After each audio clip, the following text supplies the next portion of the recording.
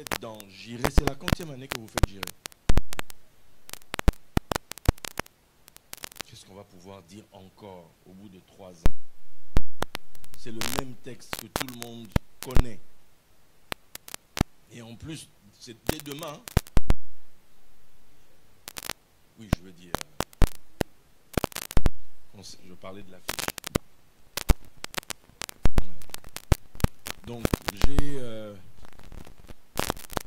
sais pas, je l'appelle ça la responsabilité ou c'est un piège, je sais pas, mais bon, les deux. Donc, notre texte, c'est dans Genèse 22. Je pense que vous le connaissez. Après ces choses, Dieu mit Abraham à l'épreuve et lui dit, Abraham, il répondit, me voici. Dieu dit, prends ton fils, ton unique, celui que tu aimes, Isaac, va-t'en au pays de Morija, et là offre-le en holocauste sur l'une des montagnes que je te dirai. Abraham se leva de bon matin, sella son âne et prit avec lui 2 serviteurs et son fils Isaac. Il fendit du bois pour l'holocauste et partit pour aller au lieu que Dieu lui avait dit. Le 3e jour, Abraham, levant les yeux, vit le lieu de loin. Et Abraham dit à ses serviteurs, restez ici avec l'âne. Moi et le jeune homme, nous irons jusque-là pour adorer, et nous reviendrons auprès de vous. Abraham prit le bois pour l'holocauste, le chargea sur son fils Isaac, et porta dans sa main le feu et le couteau.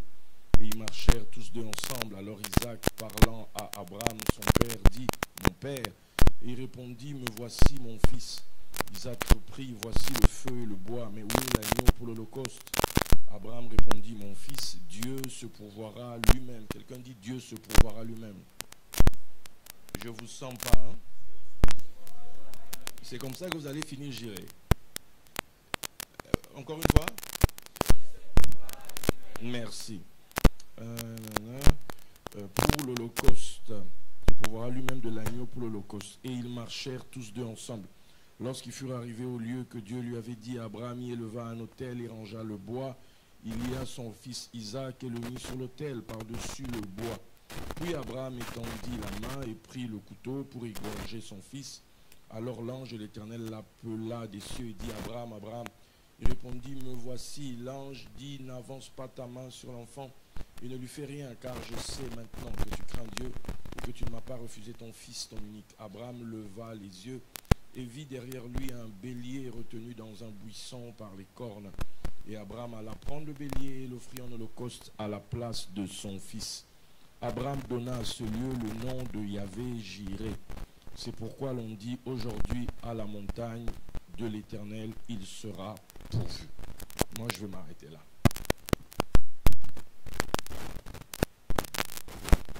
Bien. Ouvrons le livre.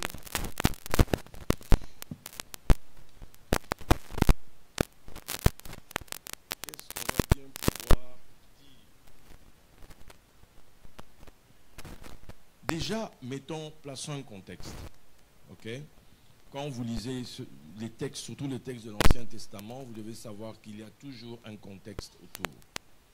Et ce contexte-là est traité par la tradition orale d'Israël. Puisqu'ils te disent qu'il y a la Torah écrite, voilà, nous en plus on n'en a qu'une traduction française, et en plus en français il y a plein de traductions. Mais il y a la tradition orale qui donne des clés, qui donne des contextes à ce que nous lisons là. Donc il y a l'écrit et il y a l'oral. Ok? Bien. Maintenant, que nous dit la tradition orale concernant cette histoire? Déjà, elle nous dit ceci. Elle nous dit que Abraham, c'est un homme, tu vois, le texte commence, Dieu le mit à l'épreuve. En fait, Abraham a été éprouvé, dit la tradition, 10 fois.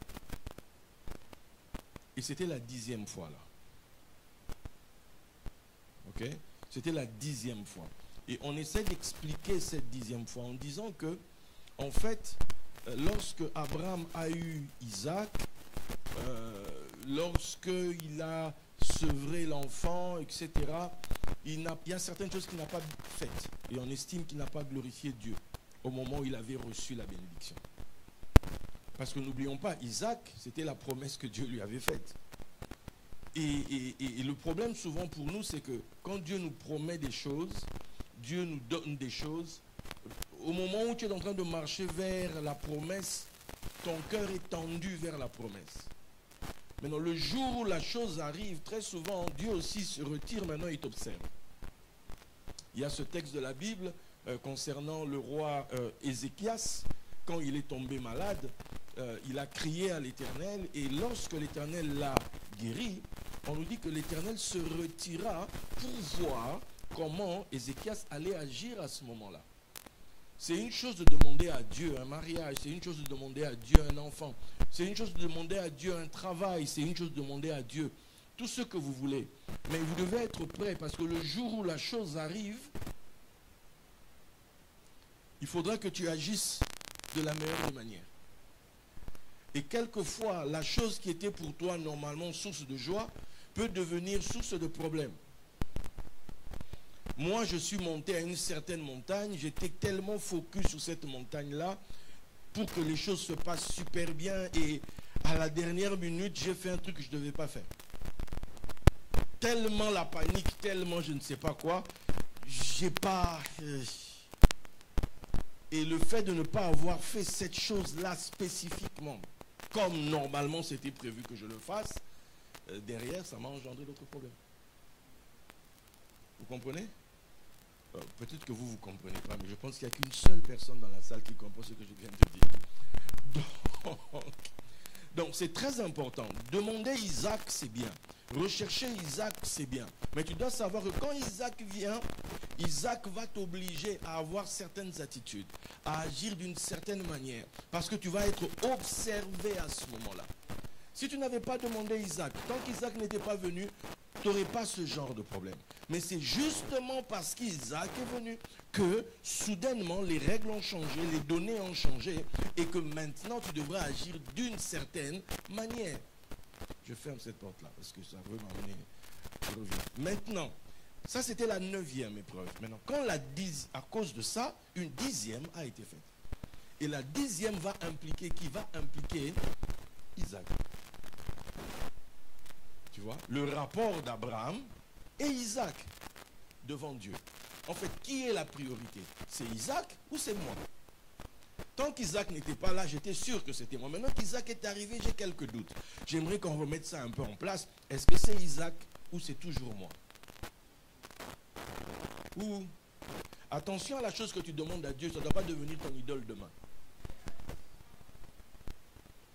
Quelqu'un comprend? Tu demandes à Dieu le mariage, on va juste te voir le jour de ton mariage. Ce jour-là déjà, on va comprendre que, il y a une expression congolaise, quand tu vois, on sait qu'ici, il va y avoir des problèmes. Pourquoi? Parce que ton attitude déjà, c'est-à-dire que Dieu même n'est plus dans l'équation. Tu as eu ton gars, ou bien tu as eu la dame, c'est fini. Tu n'as des yeux que pour elle ou que pour lui. Dieu même, donc il ne faut même pas. Toi qu'on voyait au culte, toi qu'on voyait servir Dieu sans problème, depuis ton... Pasteur, tu sais, hein, depuis que je me suis marié, pasteur, tu comprends, hein, nous les nouveaux mariés... Donc il ne fallait pas que Dieu te donne ça en fait. Quelqu'un me comprend? Vous voyez le contexte?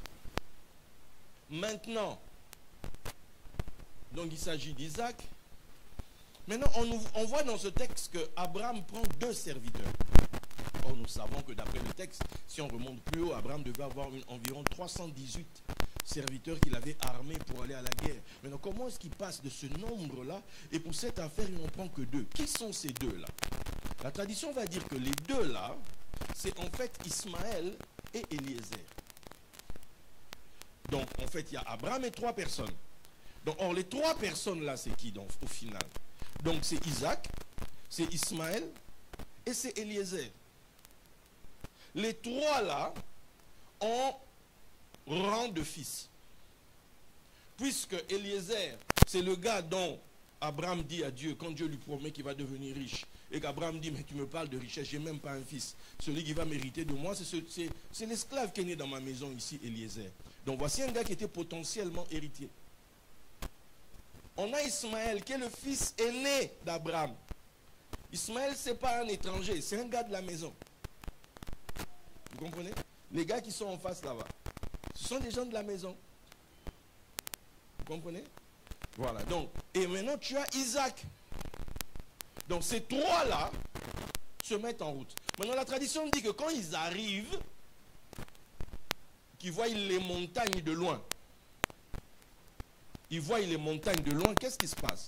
Abraham maintenant demande, puisque Abraham voit, puisque Dieu lui avait donné un signe, que tu verras la gloire de Dieu, la nuée de gloire sur la montagne. Il avait dit, je t'indiquerai. Il avait vu un signe. Dieu lui dit, je te montrerai un signe.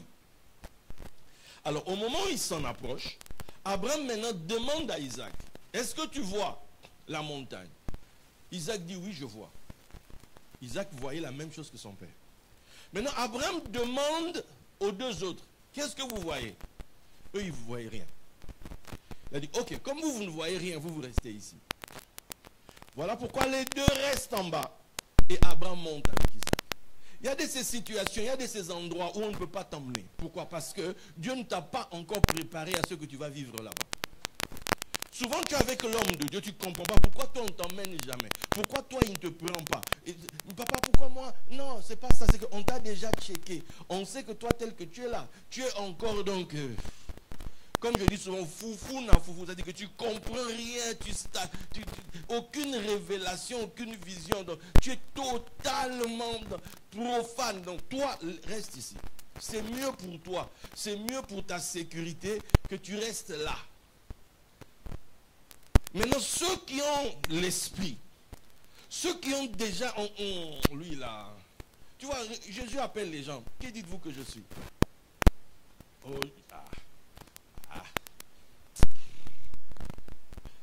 Mais vous, tu es le Christ. Toi, tu as vu toi? Moi maintenant, je te dis que tu es ceci. Et sur ça, je bâtirai. En fait, c'était pas obligé que ça tombe sur Pierre, sur Simon. Non. Tu n'étais pas obligé que ça tombe sur lui. Tout le monde a eu l'opportunité. Vous voyez quand on vient prêcher comme ça, on porte la semence. On va jeter la semence.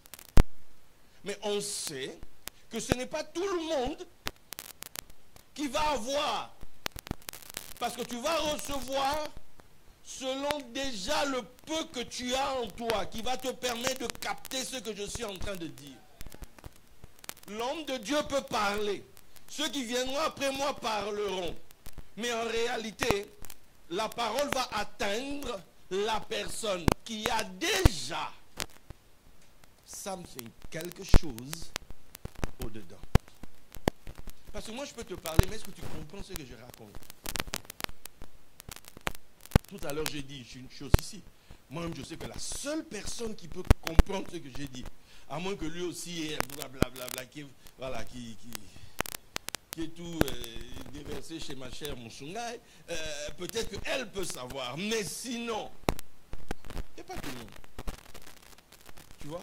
Donc quand tu viens à l'église, prie pour que ce qu'on dira là-bas, que tu comprennes. Vous comprenez? Jonathan et David ont eu un code.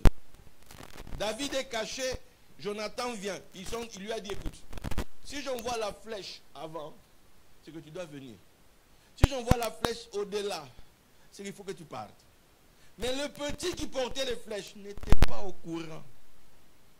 Lui, on l'a fait courir, revenir. C'est-à-dire que, cadeau, il ne sait pas ce qui s'est passé. Il ne sait pas qu'il y a un gars qui est caché ici, qui a reçu le code. Peut-être que c'est toi la personne qui est cachée ici ce matin, qui est arrivée ici. On a dit, j'irai, tu es quand même venu encore. Tu es venu t'asseoir là, mais tu te dis, mais est-ce qu'ils vont s'occuper de moi quand même? Personne ne sait. Toi-même, tu es au courant. Alors, check dans les paroles. Tout ce qui se fera ici, tout homme de Dieu qui viendra ici, écoute bien. Surveille pour que tu puisses dire ça c'est à moi. Quelqu'un comprend ça? Ça c'est pour moi. Donc on a 3 personnes, 2 sont restés parce qu'ils n'avaient pas vu. Et tant que tu ne vois pas, tu ne peux pas entrer. C'est le pays que tu vois qu'on te donne. Si tu ne le vois pas, tu ne possèdes pas. Tu vois, on a parlé des 9 zéros ici. Je peux vous dire qu'il y a encore plusieurs. Donc tu peux rajouter 100 zéros au jour d'aujourd'hui. Officiellement, tu peux rajouter, si je ne me trompe pas, 100 zéros après 1. Ce nombre-là s'appelle Gogol. Gogol. Oui, c'est une affaire de malade. C'est-à-dire que 100, tu te rends compte, 100 zéros, 100. Toi qu'on a paramétré pour ne gagner que 3 chiffres après le 1. Tu vis dans ça. Tu estimes que ta vie... Et voilà. Non, si même tu as eu ça, tu dis, hey, Seigneur, vraiment Dieu m'a béni. J'ai 3 chiffres après le 1. D'autres n'en ont que 2. Moi, j'en ai 3. Ok. Mais dis-toi que le nombre répertorié, mis en place par les scientifiques, c'est 100 zéros après le 1. Ça s'appelle Gogol. Dis Gogol. Non, fais le mouvement Gogol. 100 zéros. Est-ce que tu te rends compte? Qui rêve même au-delà des... Je sais pas. Non, là on est Gogol, j'imagine que non. Mais même 6 zéros, 6 zéros à part en bas, 6 zéros. 6. 6 ça te fait millions. 9 ça te fait milliards. On parle d'Elon Musk et compagnie. Eux ils sont dans milliards. Et ils font les trucs. Mais attends, il y a Gogol. 100 zéros. Bref, on te parle de ça, mais tu ne te rends pas compte.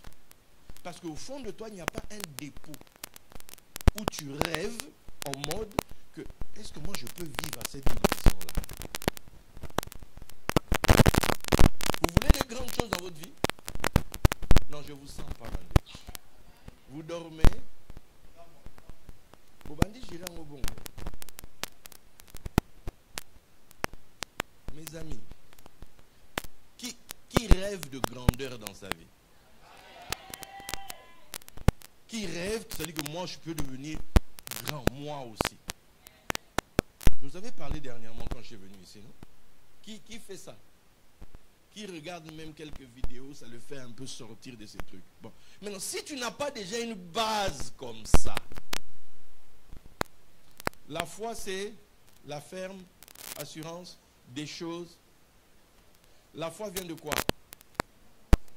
Donc, celui qui parle là, il doit rencontrer quelque chose qui est en toi. Ce que tu espères. Si ce que tu espères est trop bas, et la parole qui vient est trop haute, on ne va pas se rencontrer. C'est un mariage qui ne tiendra pas, puisque l'époux et l'épouse sont trop décalés. Un prédicateur peut passer ici, mais rien ne se passe dans ta vie. Pourquoi? Parce que vous ne vous êtes pas rencontrés. Vous avez compris? Espère dans la gloire. Pour que les paroles de la gloire impactent ta vie. Pour que quand tu viens au culte, c'est-à-dire que tu places toi-même déjà la barre très haute. Lui, là, quand il me fait venir, je sais que j'ai un problème. Parce que, déjà, vous avez vu comment il monte la sauce ici. Mais lui-même, déjà, il attend quelque chose. Si moi, je viens raconter des blablabla ici, il va dire, ah, mais vieux pénal, non, on ne m'invite plus. Pourquoi? Parce qu'apparemment, regarde, Moïse fait oui, effectivement.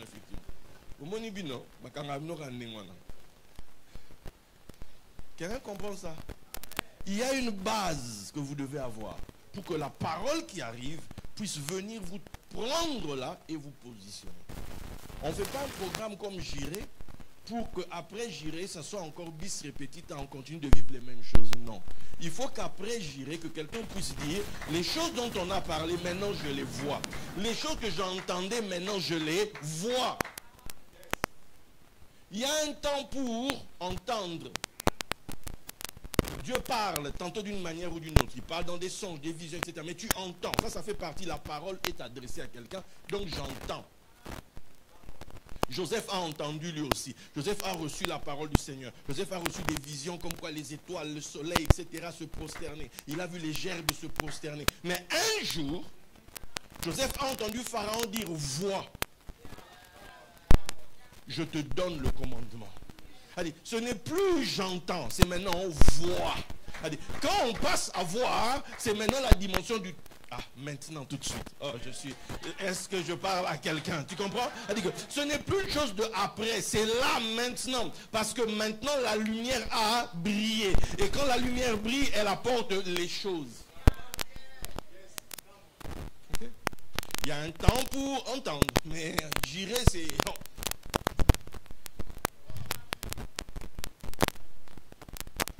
Saint Thomas.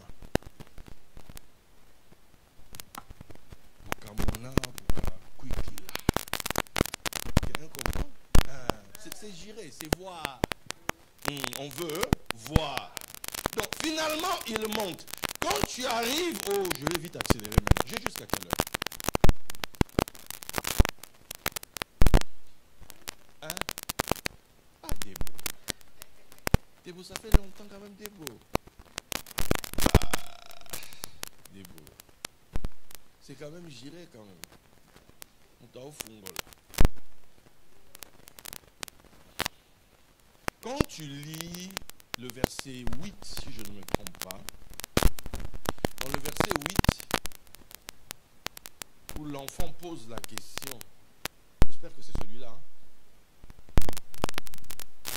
Voilà. Mon fils, voici l'année.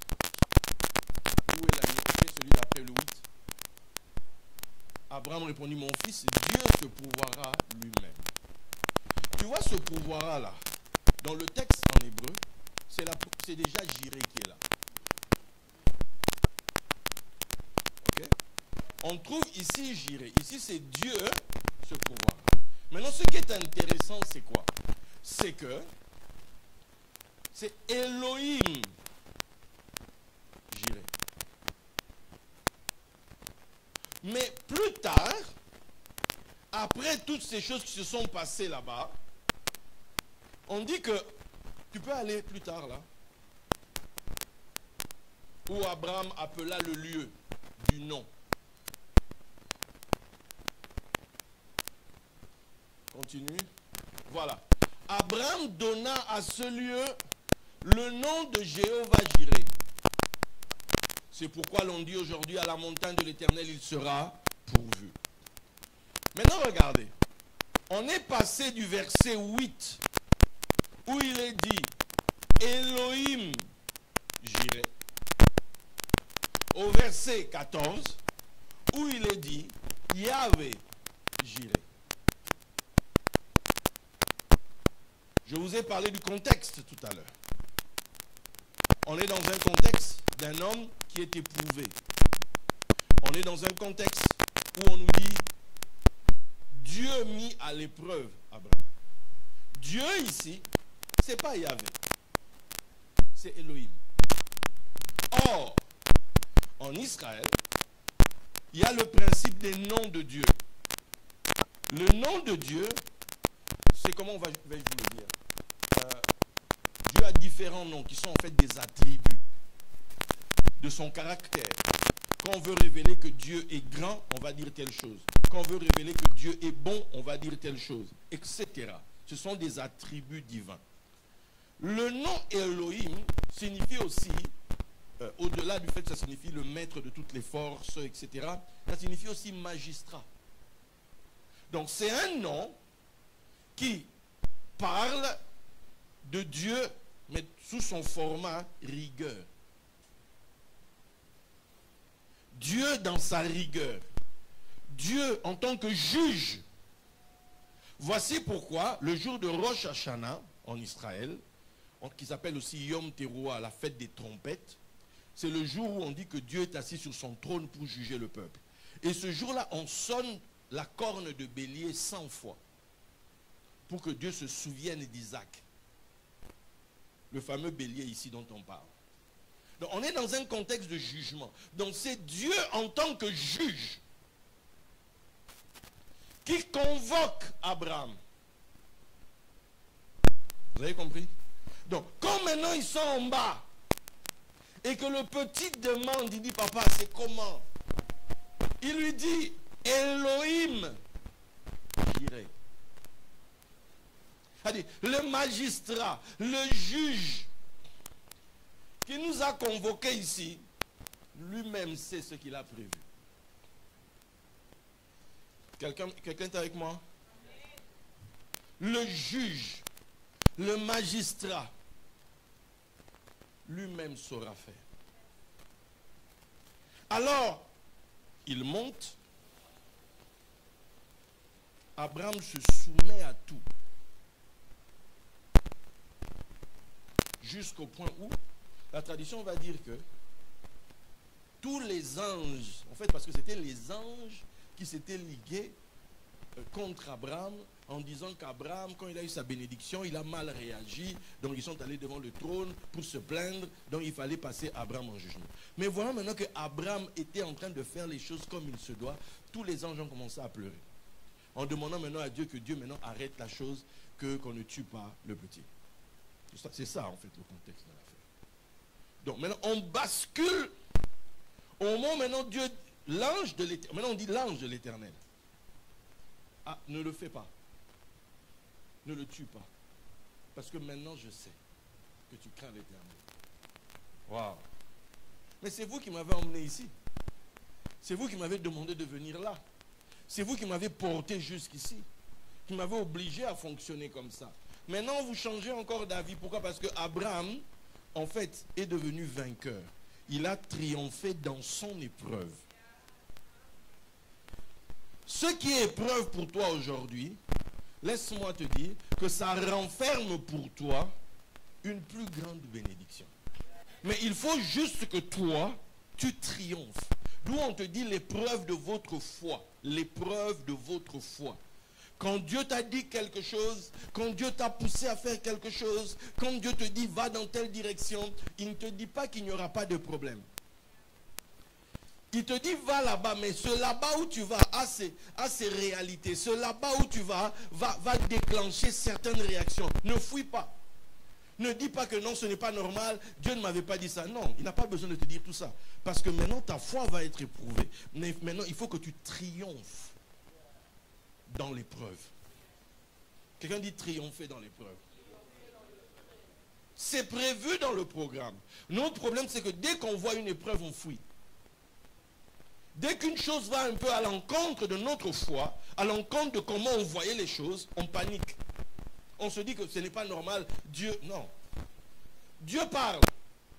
Lui-même, il dit, si elle tarde. Attends là. Combien de personnes, parce que Dieu a dit quelque chose, que la chose tarde, se dit que non, Dieu a changé d'avis. Non. Ce qui a été dit est dit pour toi. Ce qui a été donné est donné pour toi. Si toi-même tu ne tiens pas ça, qui va tenir ça à ta place?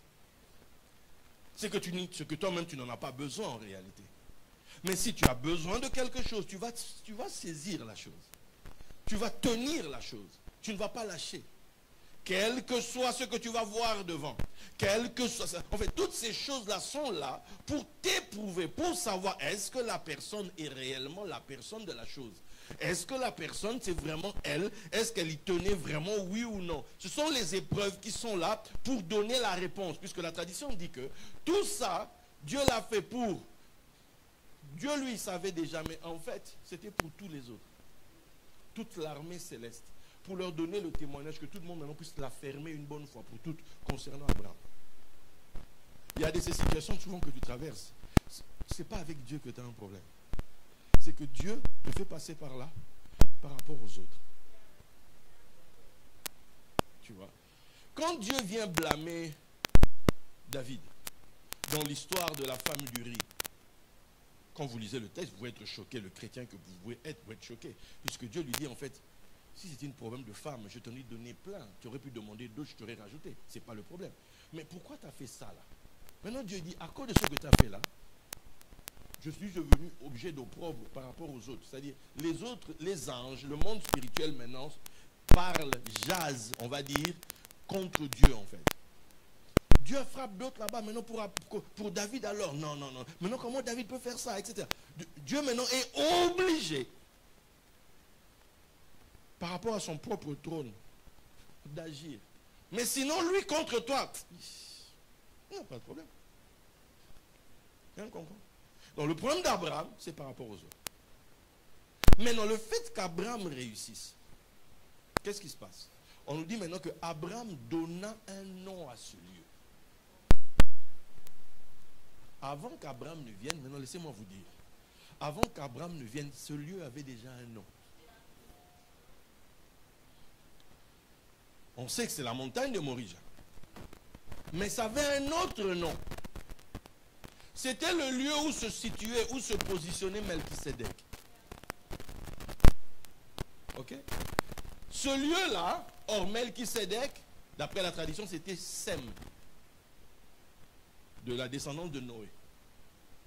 Et c'est lui qui avait appelé ce lieu Salem. Shalem, comme Shalom. Vous voyez Melchisedec, ce qu'on dit?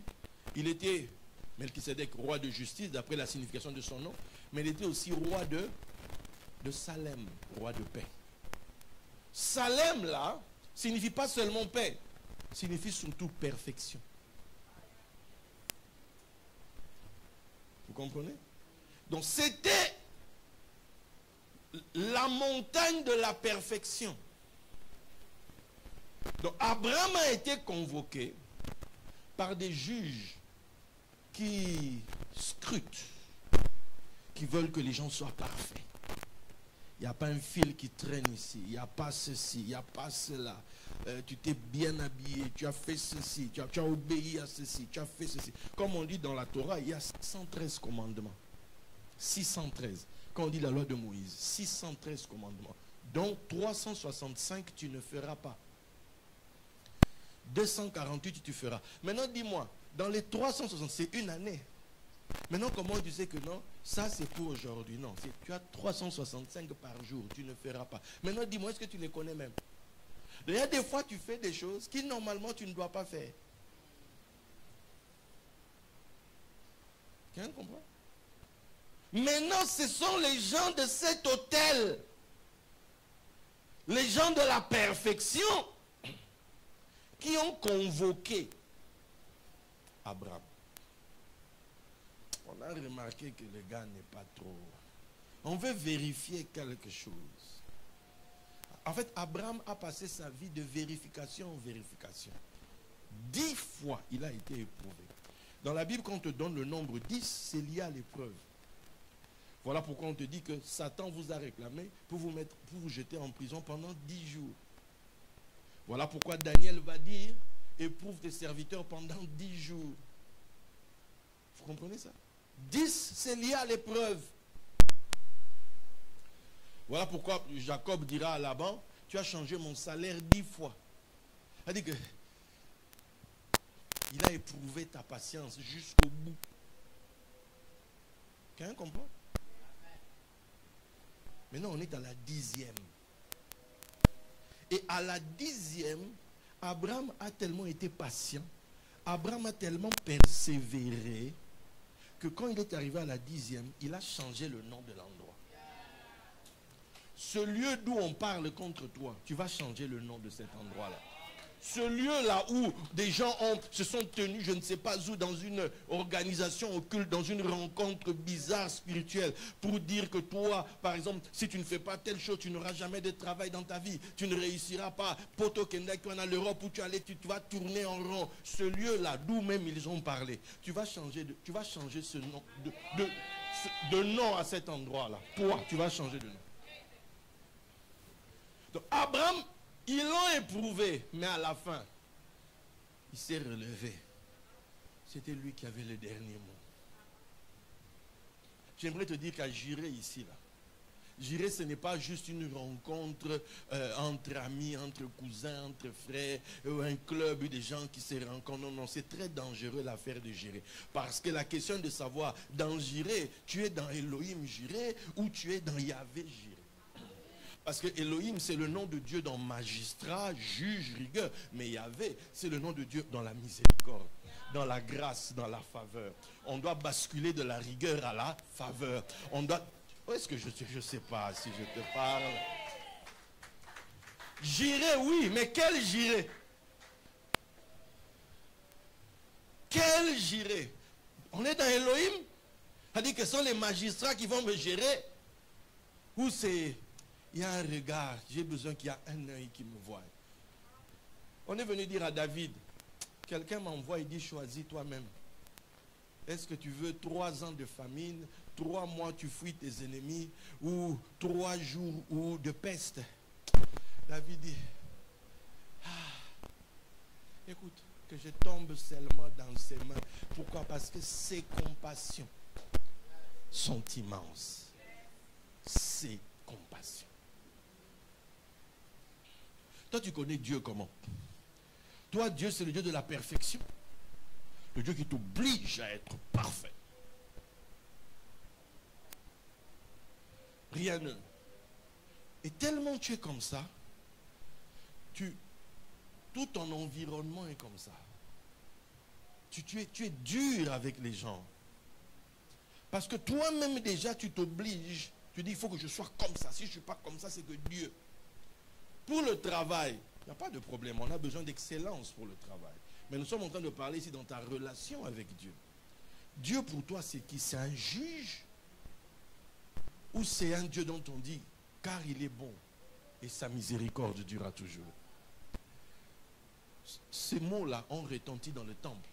Le temple a été bâti où? À Morija. C'est à Morija que David dit, c'est ici que sera bâti le temple du Dieu d'Israël. À Morija. Le lieu qui était lieu de perfection. Abraham a dit Yireh. Désormais, il ne sera plus seulement Shalem. Il sera plus seulement un lieu de perfection. Mais il sera aussi Yahvé Jireh. C'est-à-dire le Dieu qui verra. C'est un futur. Yireh, c'est de Yira. Voir au pluriel. On dit il contemplera. À ce lieu-ci, Dieu contemplera. Il contemplera quoi? Il contemplera la chute de tes ennemis. Il contemplera la chute de tes accusateurs. Les mêmes gens qui t'ont emmené au tribunal, ils vont y venir pour tomber. La Bible dit, toute langue qui s'élèvera en justice contre toi, tu la condamneras. Donc, quiconque vient t'accuser, en fait, vient lui-même se créer des problèmes. Il y a de ces personnes, quand Dieu veut les faire tomber, il les oblige à venir t'accuser. Dieu crée une situation où les gens se disent, on vous avait dit quoi? On vous avait dit quoi? Maintenant, vous n'avez pas vu? Au tribunal. Alors que c'était un piège. C'est au tribunal qu'on va savoir pourquoi on est ici. En fait, vous avez été convoqué pour tomber. Vous avez été convoqué pour chuter. Vous avez été convoqué pour être condamné. Vous avez été convoqué pour être lié. Tant que vous ne veniez pas accuser ce gars, on ne pouvait pas vous atteindre. Parce que vous, là, vous êtes pire que lui. Souvent, les gens qui sont très rigoureux, cherchez bien. Cherchez bien. Zoom. Agrandis les trucs. Tu vas être surpris. Le gars qui est hyper, ça dit que lui-même a des propres conflits intérieurs. Quand tu vois un gars qui prête toujours contre quelque chose, lambda malam. Ce sont ses propres combats. Il essaie de se fortifier en vous parlant à vous. Parce que lui-même n'a pas encore trouvé les réponses à ses propres problèmes. Quelqu'un comprend ça? C'est très important. Qu'est-ce qu'on communique aux gens? On communique aux gens nos peurs, nos luttes, ou on communique aux gens notre foi. Tu vois? Cet endroit qui s'appelait Shalem, à cause d'Abraham, on a mis Jireh. Et Dieu a dit, pour ne pas choquer ni Sem, ni Abraham, on va mettre les deux ensemble. C'est devenu Yerushalayim, Jérusalem. Jérusalem, c'est un compound, une mise ensemble de Jireh et Salem. Quelqu'un comprend ça? Quelqu'un comprend? Maintenant, c'est avant. Maintenant, on met ça avant la perfection. On n'a pas mis Shalem, Jireh. On a mis Jireh, Shalem, Yerushalem. Tu comprends? D'où la Bible te dit que la miséricorde triomphe du jugement. La miséricorde triomphe du...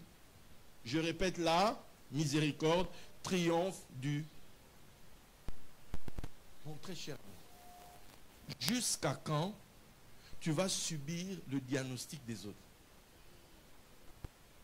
Tu vis toujours en mode, oui, qu'en dira-t-on? Mais les autres vont penser, les autres vont dire, oh, qu'est-ce qu'il y a avec les autres? Laisse les autres penser ce qu'ils veulent penser. Ça, c'est leur problème. Cesse de vivre sur base de leur jugement. Cesse de vivre sur base que tu sois toujours convoqué à la montagne des autres, à la montagne des autres. On te convoque tout le temps. Oh, venez là-bas. Qu'est-ce qu'il y a? Tu vas être libre quand? Tu vas être toi-même quand? Les gens ont peur d'être eux-mêmes parce qu'ils ne savent pas justifier ce qu'ils sont. Ils ont un doute sur eux-mêmes. Ils ne comprennent pas ce qu'ils sont eux-mêmes. C'est comme ça qu'on vous emmène en captivité. C'est comme ça qu'on vous emmène. C'est-à-dire, tu vas sur des montagnes, ce n'était même pas prévu que tu passes par là un jour dans ta vie. Mais tellement tu vis sur base des jugements d'autrui. Mais il est temps que tu changes le nom de cet endroit-là. Il est temps que quand tu foules un endroit, que tu donnes un nom à l'endroit. Que tu donnes un nom selon toi. Que tu donnes un nom selon tes tripes. On a amené les animaux devant. Adam, regardez. Il a donné un nom. Ça montait de lui. C'est lui qui donnait les noms. Donne le nom selon toi. Donne le nom à tes relations. Donne le nom aux endroits où tu passes. Donne le nom aux expériences que tu as faites. Oh non, le gars là, il m'a fait ça. C'est pas grave. Donne un nom à la situation et passe à autre chose.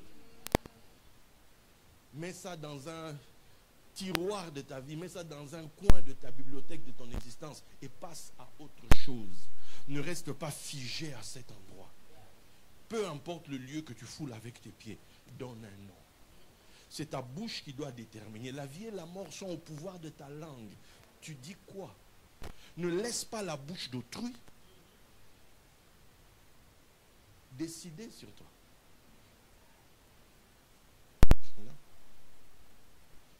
Nous-mêmes, on parle sur vous. Mais si vous ne dites pas Amen, ça ne va pas vous arriver. C'est vous qui devez dire qu'il en soit fait ainsi. Je suis d'accord avec ce que tu dis, homme de Dieu. Quelqu'un peut même prophétiser sur toi. C'est toi qui dois examiner si ce qu'il dit, ça a un sens pour toi. Si ça n'a pas de sens, laisse sa prophétie. Et lui et sa prophétie, va Dieu la vache. Vous comprenez? Quelqu'un commence ce que je viens de dire. C'est très important ce que je vous dis là. En fait, la religion, ce n'est pas un énième moyen ou une énième occasion pour que vous soyez encore en captivité. Non. Vous savez, quand vous allez voir un médecin, vous entrez dans son bureau. Dès le moment où vous entrez dans son bureau, vous êtes sous son jugement. C'est-à-dire son diagnostic. Diagnosis. Au travers sa connaissance. C'est ça un diagnostic. Maintenant, priez que le gars ait bien étudié. Priez qu'il a bien étudié. Priez qu'il a une connaissance qui tienne la route. Sinon, il va te raconter. C'est-à-dire que tu es assis comme ça et dit, sincèrement, vous avez mal au foie. Et puis lui-même, il tient son pied. Papa, le foie au pied. Est-ce que vous êtes médecin, vous êtes sûr? En fait, vous avez étudié? Vous comprenez ça? D'où il faut prier. Prie d'abord. Tu es malade, prie d'abord. Ne te précipite pas à aller à l'hôpital. Parce que si on veut t'éliminer, l'alibi, il est parfait. On l'a amené à l'hôpital, on n'a pas compris, il a piqué une crise, il est mort. Non, en fait, on ne dit pas qu'il y a un médecin qui est là, qui est un faux médecin. Il y a un médecin qui est là, qui a fait un mauvais diagnostic. Il y a un médecin qui est là, qui a fait... Il y a des gens, il va se faire opérer, mais après, il a toujours mal, il ne comprend pas. Quand on va vérifier, non, on l'avait laissé le bistouri dans le ventre. Vous comprenez? Mais ça, je te dis que non, c'est les médecins. Non, on a pris un mauvais fil. Vous devez d'abord parler chez vous à la maison. Vous devez d'abord donner un nom à cet événement. L'hôpital où je vais là, je pars pour revenir. Et pour revenir en forme, pour revenir en bonne santé. La vie est dans ta bouche. Elle n'est pas dans la bouche du médecin. Vous comprenez? Elle n'est pas dans la bouche du médecin. Il y a un traitement pour toi, ça passe. Tu dis non. Non, je ne veux pas. Je rentre chez moi à la maison. Mais si vous êtes... Il ne m'arrivera rien. Parce que ma vie est dans ma... cessez de livrer le jugement de votre vie à la bouche d'autrui. Parce que quelqu'un d'autre ne connaît pas forcément vos peines. Quelqu'un d'autre n'est pas forcément avec vous quand vous dormez la nuit et que vous avez du mal à dormir parce que vous ne savez pas de quoi demain sera fait. Parce que vous êtes là en train de vous troubler, en train de paniquer en vous disant, mais Seigneur, comment on va faire? La fin du mois arrive, comment on va faire pour telle chose? Comment on va faire? La famille là-bas, comment? Personne ne connaît tes vraies souffrances en réalité. Alors si personne ne connaît tes vraies souffrances, ne laisse pas quelqu'un d'autre venir décider sur ta vie. Jésus priait pour en disant, afin que votre joie soit parfaite. Tu es la seule personne à savoir si ta joie est parfaite. C'est ça que je voulais. Dieu me l'a donné. Ah, on rend grâce à Dieu. Ah, on bénit le Seigneur. Quelqu'un me comprend? Dans la vie, tu dois toujours, quel que soit ce que tu vas vivre à un endroit, c'est ta bouche qui doit décider. Ta bouche. Quelqu'un prophétise sur toi. La Bible dit, ne méprisez pas les prophéties. Mais en toute chose, faites quoi? Examinez. En fait, quand un prophète prophétise, il tombe sous votre jugement. Parce que tu es en droit de juger sa prophétie. Et tu n'es même pas obligé de prendre tout ce qu'il va dire. C'est toi qui prends ce qui t'arrange là-dedans. Retenez ce qui est bon. Le reste, ça ne m'intéresse pas. Ce que Dieu m'a dit, ce n'est pas comme ça. Toi, Dieu t'a dit quoi? Alors qu'on est à Jiré, alors que Jiré va commencer là. Jiré commence. J'aimerais dire à quelqu'un, voici une opportunité que Dieu te donne pour basculer du jugement à la faveur. Pour que les situations de ta vie qui semblent aujourd'hui bloquées, où tu as l'impression qu'il y a un œil qui t'observe depuis longtemps, qui veut t'empêcher d'accéder au bonheur, j'aimerais te dire que Jiré est le cadre parfait pour toi, pour basculer du jugement à la faveur.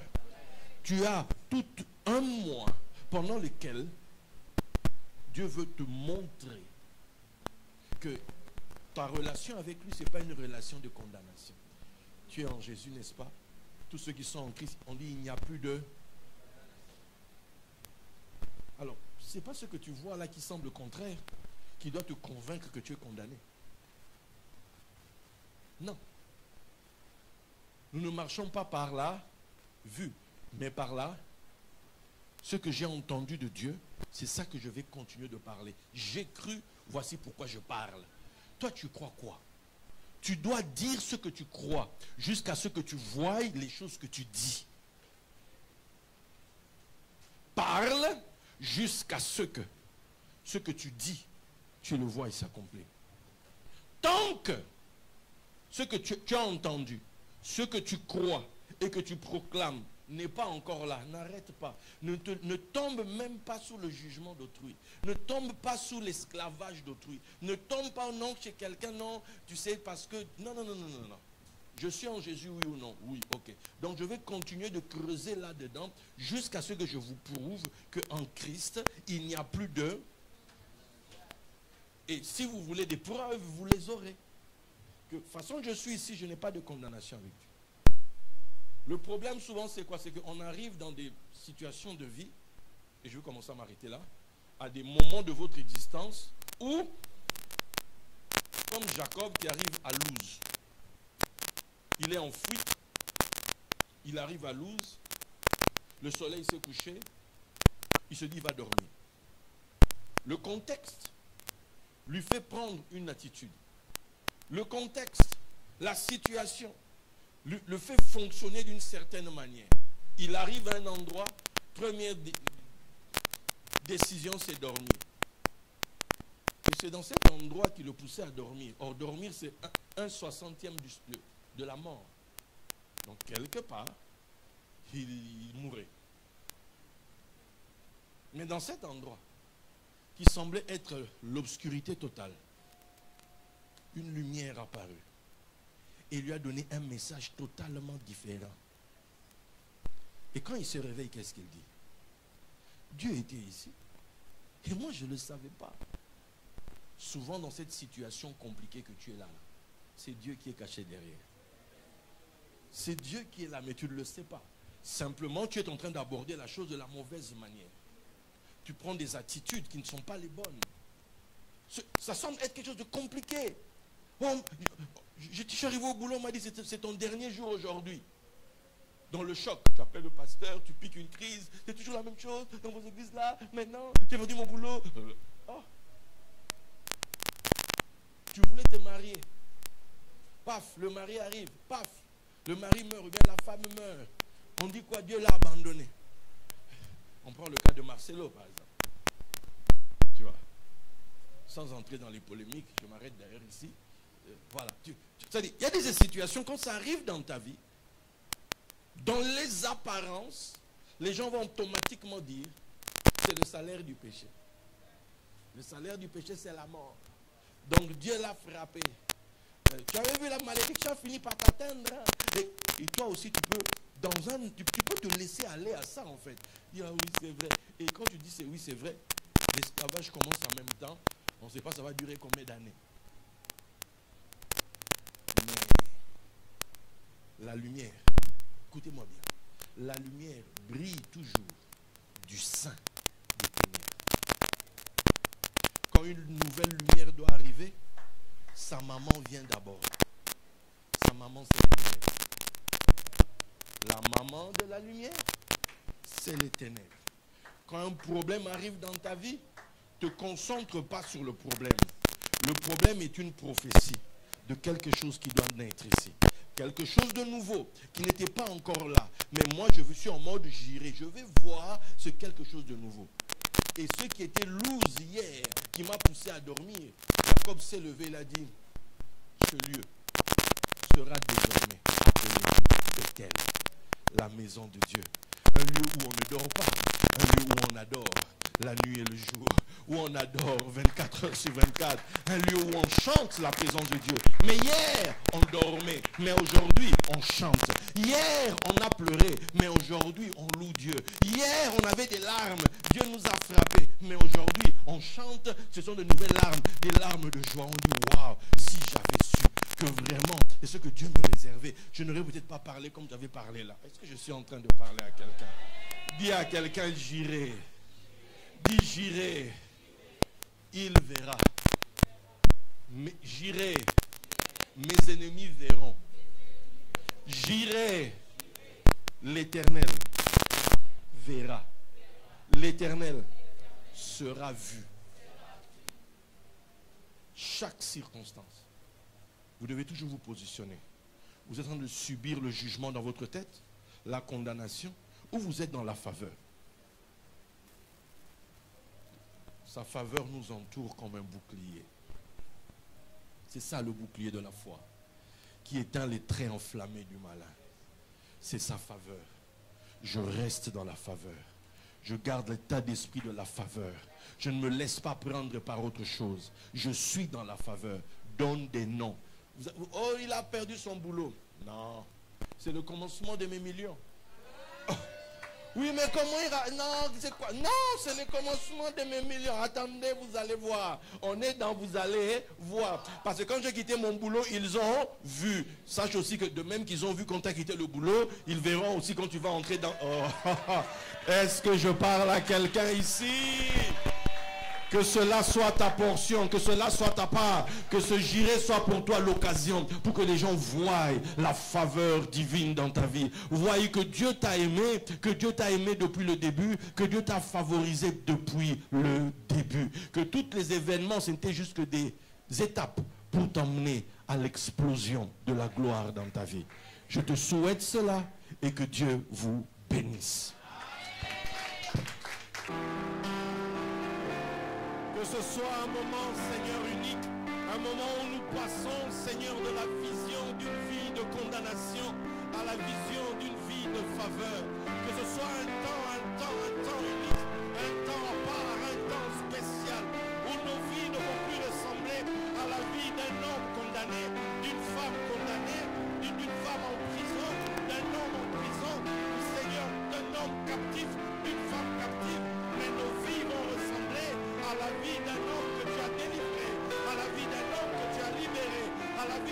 homme que tu as élevé. Oh, nous allons passer, oui, de la vie d'un homme que tu as appauvri, d'une femme que tu as appauvri, d'une femme que tu as abaissée, à la vie, oui, d'un homme, d'une femme que tu as élevé, que tu as enrichi. Oh oui, Seigneur, j'irai, que la vision sur nous-mêmes change, que la vision du monde change. Oh, quand les gens nous regarderont, qu'ils voient que quelque chose a changé, qu'ils ne voient plus le jugement, qu'ils ne voient plus la condamnation sur nous, mais qu'ils voient la faveur, qu'ils voient la faveur.